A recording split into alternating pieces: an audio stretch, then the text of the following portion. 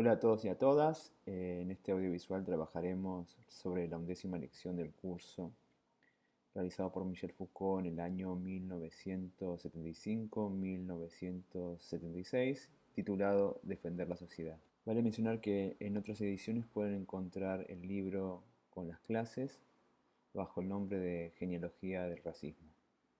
No caben dudas que Foucault es un pensador cuya obra sigue influenciando a muchas pensadoras y pensadores contemporáneos. La enorme mayoría de sus planteos se encuentran resonancias en muchas de las cosas que vivimos a diario en nuestro siglo XXI. En este curso de Historia de la Psicología elegimos la 11ª lección, pues nos interesa abordar algunos conceptos y nociones que precisamente introduce allí Foucault. Nos referimos principalmente a las nociones de biopoder y de racismo de Estado. Vale mencionar que este curso Foucault lo da en medio de dos de sus principales trabajos escritos. Por un lado, Vigilar y castigar, el nacimiento de las prisiones, del año 1975, y por otro, el volumen primero de Historia de la Sexualidad, llamado La voluntad de saber, escrito en el año 1976. Mencionamos esto por dos razones. En el primer libro, Foucault nos enseñará acerca de las disciplinas, técnicas ejercidas sobre los cuerpos individuales que tienen como objetivo producir individuos productivos, útiles y dóciles. Allí realizará un amplio recorrido para mostrarnos cómo el nacimiento de las prisiones será resultado de un cambio en las estrategias de poder y en la forma del saber. Un cambio que da como producto la emergencia de lo que él va a llamar las sociedades disciplinarias. En las primeras páginas del libro desarrollará una idea bastante particular del poder que se contrapone a las maneras en que las teorías clásicas lo han definido. El poder para Foucault ya no será una sustancia que se posee, sino una relación que se ejerce, no de un modo centralizado, sino de forma descentralizada, distribuida y dispersa en forma de red. Esta noción va a ser ampliada en el espacio de la clase, ya que será clave para comprender la propia definición de biopolítica que aquí vamos a abordar. El poder ya no será una posesión de la clase dominante, sino que operará en el conjunto de las relaciones sociales atravesándolas una por una. Este ejercicio del poder no puede concebirse sin los dispositivos de poder, es decir, las tecnologías, mecanismos y procedimientos que lo hacen posible, el conjunto de las disposiciones materiales, discursivas y relacionales que diagraman un modo particular de su ejercicio. Vale mencionar que para Foucault, inspirado claramente en Nietzsche, el poder no será solo represivo, sino sobre todo creativo, productor de nuevas formas. Así, las sociedades disciplinarias emergentes a partir del siglo XVII producirán un tipo particular de sujeto, un individuo cuyo cuerpo deviene dócil, capaz de obedecer y de individualizarse. La escuela, la fábrica, las prisiones serán ejemplos claros de instituciones disciplinarias cuyo propósito es producir ciudadanos, individuos capaces de respetar las distintas autoridades que atraviesan el campo social. Por su parte, en la voluntad de saber, también definirá el poder de un modo similar y pondrá a jugar más de lleno la noción de dispositivo a través del análisis del dispositivo de sexualidad y profundizará en el concepto de biopolítica y anatomopolítica presentes en la lección que explicaremos. Si hacemos esta breve disquisición, es solo a los efectos de comprender con mayor claridad el texto que tenemos ante nuestras manos. El comienzo de la 11ª lección retoma el problema de la historia y la guerra de las razas abordado previamente en sus anteriores lecciones. Nos dirá que el análisis histórico fue abandonando la propia noción de guerra para adentrarse en el principio de la universalidad nacional, dejando a un lado el análisis del conflicto inmanente a las sociedades. El tema de la raza, que servía en otras épocas como explicación de las luchas por el poder al interior de las sociedades, no desaparecerá del todo, sino que se convertirá en algo muy distinto, el racismo de Estado. Y esto es lo que trataremos de explicar en este video. La soberanía para Foucault consiste en el poder que ejerce el soberano sobre los cuerpos de sus súbditos, haciéndolos morir o dejándolos vivir. Esto es lo que se conoció como el derecho de espada. La muerte ocupaba un lugar central en la economía del poder, de la soberanía. Se trataba en definitiva de un umbral, de un pasaje que conectaba los poderes del soberano del más acá con los del más allá. En el acto de hacer morir y dejar vivir, se instituía el poder del soberano volcado hacia el lado de la muerte. Este desequilibrio respecto a la vida será algo que Foucault subrayará. Foucault nos dirá que en torno al siglo XVIII una nueva configuración del poder emergerá. Se trata de un poder ya no basado en la muerte, sino basado en la producción de la vida. Esto se da en un momento histórico caracterizado por el crecimiento demográfico y la industrialización de las sociedades europeas. A la inversa que en el poder soberano, el nuevo régimen de poder naciente se expresa en la siguiente consigna: hacer vivir y dejar morir. Esto supondrá un cambio notorio respecto al ejercicio del poder soberano. Este hacía de la muerte su objeto. Ahora, con el nuevo poder naciente a mediados del siglo XVII, que se consolidará posteriormente en el siglo XIX, lo que será tomado como objeto será la propia vida. La muerte ahora deviene el límite del poder, su extremo.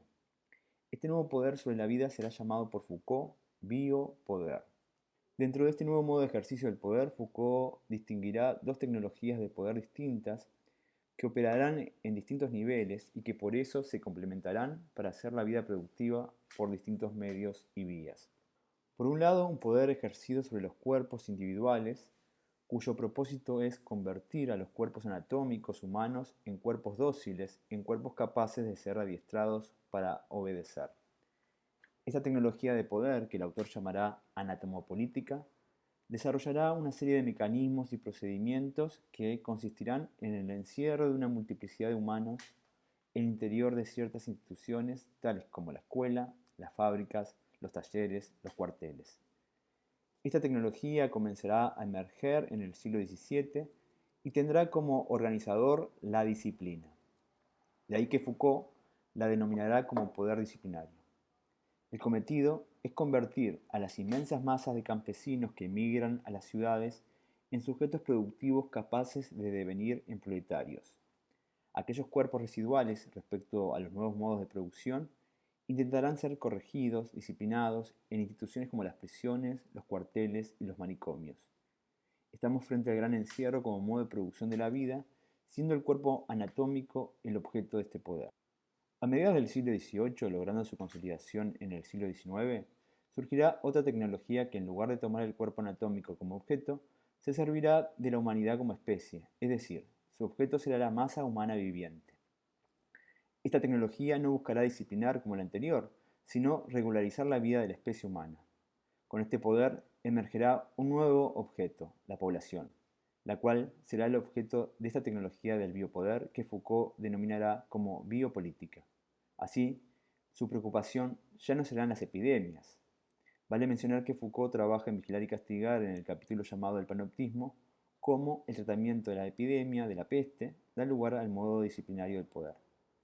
Sino, por el contrario, su preocupación serán las endemias, es decir, esas enfermedades recurrentes que coexisten con nosotros y que amenazan permanentemente con disminuir las fuerzas vitales de la población, por ende, las fuerzas productivas de una sociedad. En esta dirección, emergerá toda una serie de dispositivos de seguridad que intentarán reducir la potencia de amenazas y cuyo propósito será la búsqueda de la potencia de la vida con miras a ponerla a producir. De este modo, se desarrollará un creciente proceso de medicalización expresado en campañas dirigidas a la población para aprender a higienizarse. También se creará toda una serie de mecanismos dirigidos a aquellos sectores de la población no productivos que quedan por fuera del campo de la capacidad, la vejez, la invalidez y otras diversas anomalías. Estos mecanismos sustituyen la caridad cristiana y otro tipo de instituciones disciplinarias y de encierro por algo más sofisticado, como los mecanismos de ahorros, tanto individuales como colectivos, de seguridad social, entre otros. Esta tecnología del biopoder, denominada biopolítica, no solo actuará sobre el conjunto biológico expresado en la población, sino también sobre su ambiente. Así, el problema de la ciudad será clave. Dará lugar al gran movimiento urbanista del siglo XIX, que transformó las ciudades medievales europeas en ciudades obreras, diagramando los espacios de vivienda, colocando alcantarillados, haciendo circular el aire mediante grandes avenidas, entre otras acciones que hoy nos resultan tan naturales en nuestras ciudades. La biopolítica se servirá de las mediciones, de la estadística, es decir, de distintas técnicas que le permitirán realizar la previsión del comportamiento del conjunto de la masa, le permitirá prevenir enfermedades, muertes, entre otras cosas que apuntan a la disminución de las fuerzas vitales. Ahora bien, tenemos un cambio en el poder, ya no centrado en el hacer morir y dejar vivir, sino ahora centrado en el hacer vivir y dejar morir. Este biopoder, este poder sobre la vida, tiene dos tecnologías, una anatomopolítica y otra biopolítica. La primera se organiza a partir de la siguiente serie: cuerpo, organismo, disciplina, instituciones.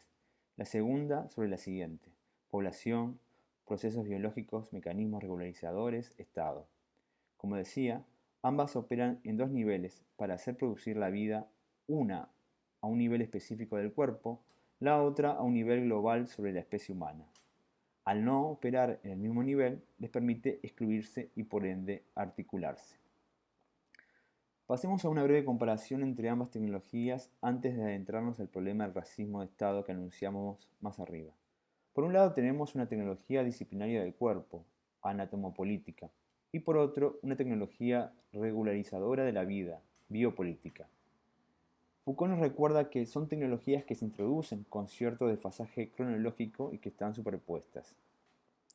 La primera es una tecnología disciplinaria que está centrada sobre el cuerpo y que produce efectos individualizadores, manipula el cuerpo como foco de fuerzas que hay que hacer útiles y dóciles a la vez.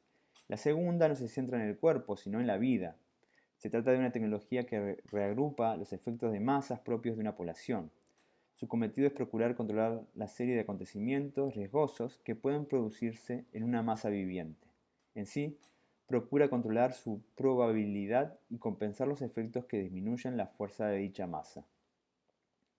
Por lo tanto, tenemos una tecnología del adiestramiento o la disciplina que se opone a una tecnología de la regularización o la seguridad. Ambas tecnologías, por su parte, son tecnologías del cuerpo, pero en una el cuerpo se individualiza como organismo dotado de capacidades y en la otra los cuerpos se reubican en los procesos biológicos del conjunto. El elemento que va a circular de lo disciplinario a lo regularizador, que va a pasar por esas dos series distintas que operan en distintos niveles, será la norma. La norma es aquello que puede aplicarse tanto a un cuerpo al que se quiere disciplinar como a una población a la que se quiere regularizar. Así, la sociedad de normalización es una sociedad donde se cruzan la norma de la disciplina y la norma de la regulación. Ahora bien, Foucault se pregunta cómo, en sociedades donde el poder toma la vida como objeto para hacerla proliferar, para ampliar sus capacidades, para hacerla potente, puede existir la producción de muerte, como en el caso de la pena de muerte, los genocidios y las guerras. Más concretamente, en sus propias palabras, se pregunta: ¿cómo va a ejercerse el derecho de matar y la función del asesinato si es cierto que el poder de soberanía retrocede cada vez más y que al contrario avanza más y más el biopoder disciplinario o regulador? ¿Cómo puede la vida prolongar su duración, multiplicar sus oportunidades, apartar de ella los accidentes o bien compensar sus déficits? ¿Cómo es posible que un poder político mate, reclame muerte, la demande, haga matar, dé la orden de hacerlo, exponga a la muerte no solo a sus enemigos, sino aún a sus propios ciudadanos? ¿Cómo puede dejar morir ese poder que tiene el objetivo esencial de hacer vivir? ¿Cómo ejercer el poder de la muerte? ¿Cómo ejercer la función de la muerte en un sistema político centrado en el biopoder? La respuesta que da Foucault es que es ahí donde interviene el racismo. No es que éste haya surgido allí, ya existía de antes, pero funcionaba en otra parte. Nos dirá que fue el surgimiento del biopoder lo que inscribió el racismo en los mecanismos del Estado. ¿Qué es el racismo para Foucault? Es en primer lugar un medio para realizar un corte en el ámbito de la vida que el poder tomó como objeto, es decir, el corte entre lo que debe vivir y lo que debe morir. Se trata de una intervención sobre el continuum biológico de la especie humana, haciendo emerger las razas, distinguiéndolas, jerarquizándolas, calificando algunas de buenas y otras de malas o inferiores. El racismo, en definitiva, es un quiebre, una cesura de tipo biológico. Este quiebre permitirá que el poder trate a la población como una mezcla de razas, que subdivida la especie de la que se hizo cargo en subgrupos. Así, la primera función del racismo es fragmentar el continuum biológico que el biopoder toma como objeto o campo. La segunda función del racismo será positiva: introducir la lógica de la guerra al interior de la sociedad, en una suerte de cuanto más mates, más vivirás. No obstante, el racismo permitirá establecer entre mi vida y la muerte del otro una relación que no es militar y guerrera de enfrentamiento, sino de tipo biológico. Es como si el racismo operara desde esta proposición. Cuanto más tiendan a desaparecer las especies inferiores, mayor cantidad de individuos anormales serán eliminados, menos degenerados habrá con respecto a la especie, y yo, no como individuo, sino como especie, más viviré, más fuerte y vigoroso seré, y más podré proliferar. En definitiva, el racismo es la condición que hace aceptable dar muerte en una sociedad de normalización. Es la condición mediante la cual se puede ejercer el derecho de hacer matar. Así, si el poder de la normalización quiere ejercer el viejo derecho soberano de matar, es preciso que pase por el racismo. Y al inverso, si un poder soberano quiere funcionar con los mecanismos y la tecnología de normalización, es preciso que pase por el racismo. Bueno, por acá vamos terminando con este audiovisual. Esperamos que sea de ayuda para apuntalar las lecturas y poder dar la discusión y producir el intercambio en los distintos grupos.